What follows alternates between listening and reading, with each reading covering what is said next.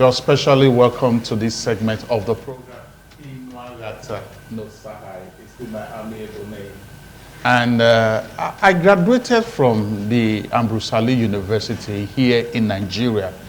And I could just visibly recall that in those school days, in those undergraduate days, university days, you know, there are days as students who will wake up and, you know, you will just desire a particular delicacy. There's this amazing meal you want to eat. In our region, we love fried rice and chicken, well garnished, high profile fried rice and chicken, and then you want to wash it down with juice. So as an undergraduate student that time, you can just wake up in the morning and you desire this kind of meal, just like the way you have it when you're at home, you know. But as a result of the limited resources that you have, especially when the semester starts winding down, you are not able to afford that kind of delicacy.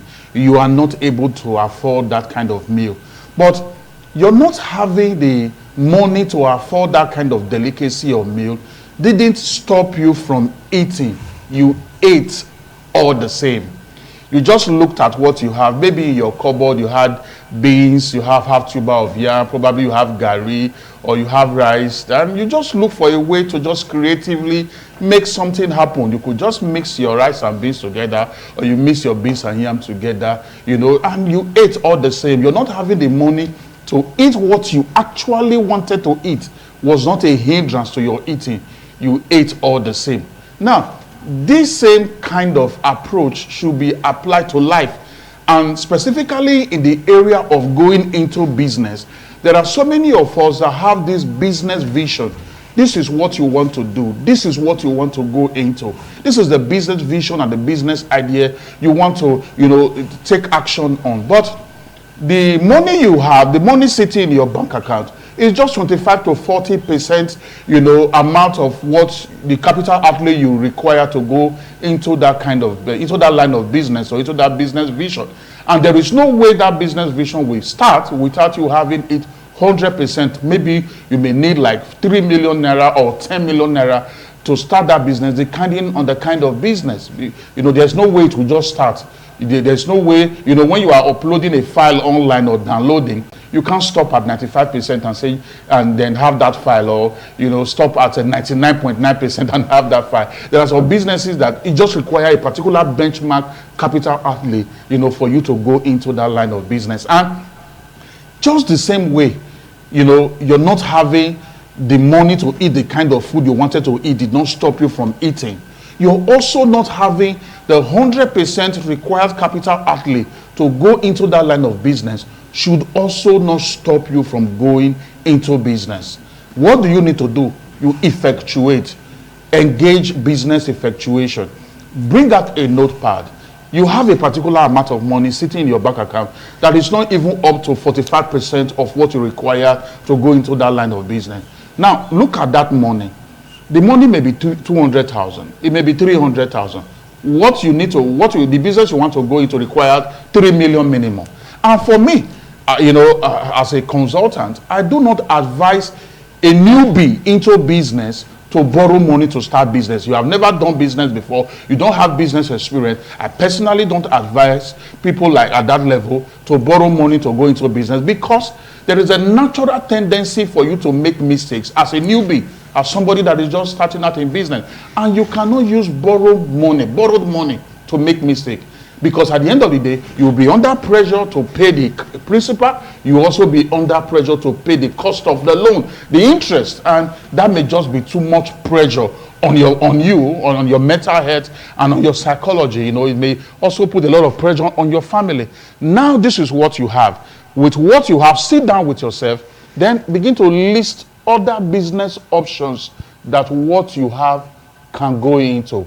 And then do feasibility analysis on them, evaluate them, you know, just check the pros and the cons. Look at the one that has a market potential. Look at the one that, you know, the one that has the ability for customers to keep coming back over and over again to patronize this business. And while you are doing this feasibility evaluation or analysis, don't be under pressure that you must rent a shop or you must get an office space.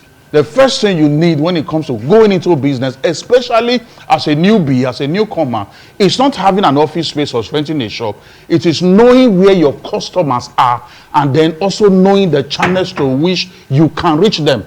You know where your customers are. Oh, they are in XYZ location. They are in this place. They are there. Or they are here. You know where they are. Then you now know, oh, this is a channel through which I could reach them. Is it online channel? Is it, no, you just look for different channels that you can use in reaching these customers. That is what you need. Don't put yourself under that pressure.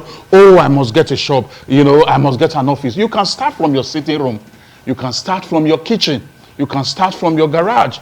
You can start from your veranda, as we call it in Nigeria. So you don't put yourself under unnecessary pressure. So look at what you have. This is what you have. And what are the other business options that what you have can go into? Analyze them, do feasibility evaluation on them, and then you pick that business option, and then you start something. Just the same way you're not having money to eat the amazing delicacy you wanted to eat, didn't stop you from eating. You ate all the same. You're also not having money or having the 100% required capital outlay to go into that line of business should also not be a hindrance to your going into business at all. Look at what you have. With what you have, you can make something happen. That is why the title of this conversation this morning is "What You Have Is Enough." That is how I just put it in a simple way. What you have is enough. So just look at what you have, and then from what you have, you can start something and make something happen. And do you know sometimes what you have may not even be cash capital, may not even be money capital. What you have sometimes can be integrity capital. Reputational capital, a situation whereby you have integrity, you have a good name, and with that integrity capital, with that good name capital, with that reputational capital, you meet a distributor, a major distributor of a product or a manufacturer of a product. You take product from that person at a discounted amount, and then take it to other people or another customer and sell at a premium. You make profit, you keep your profit, and you return the person's, the distributor's money to him or her. With that reputation capital, you can continue to drive yourself and make something happen for yourself. This is so important.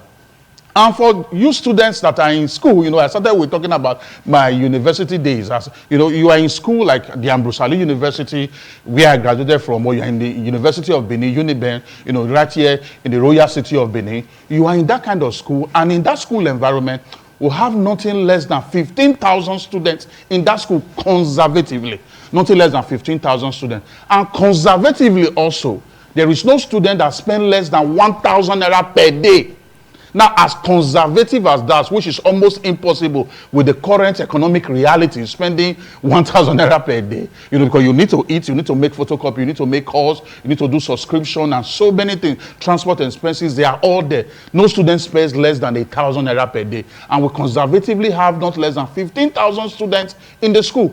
Multiply 15,000 with 1,000 naira. That is 15 million, just circulating within the school community every day. Multiply that by 30 days. That is nothing less than 400 million. So that is what circulates in the school environment every day. And you are just there in the school system as an undergraduate. You have not created any form of value that you can also use to, create a pipe and a conduit pipe of some sort to also ensure that that income is flowing to you. Begin to think along that. With the present day reality in Nigeria, your parents cannot bear the entire financial burden to take care of you.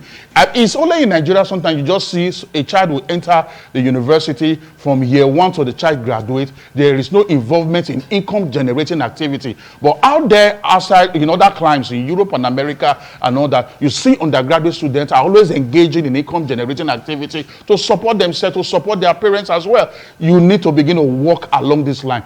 Think of solutions. Money will always flow in the direction of solution.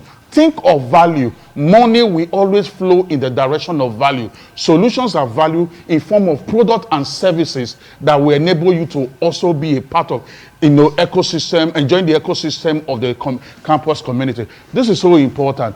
I believe that lots of value have been added to you today. What you just need to do is to connect with me with my name on my social media handle, and then let's take this conversation higher. Send your questions across, and then I'll answer you right from my device, and we're able to move ourselves forward to the next level of growth. I'll be seeing you next week Wednesday, and when I return, I will still remain the amiable, Inuarata no Sahai. God bless you.